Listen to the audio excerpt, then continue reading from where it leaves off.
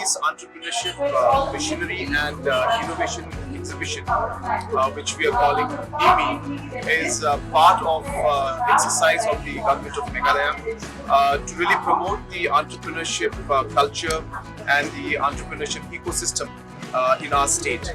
And through this program, we are actually connecting different machinery manufacturers and different innovators to the local entrepreneurs and farmers, so that they're able to have access to the different technologies that are available today in the market to make simple products. For example, packaging units, for example, water testing or soil testing equipments.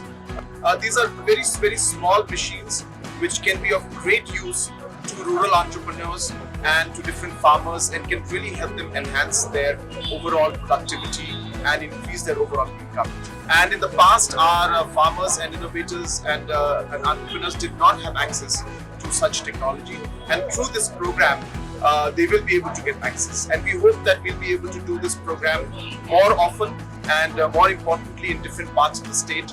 And that's really what our objective is. So I wish the NEEMIE program the very best, and I urge our entrepreneurs be part of this program and be part of the overall entrepreneurship culture and program that we are promoting in our state, so that we can actually take our state forward in the economic sense and really create more jobs. Thank you very much.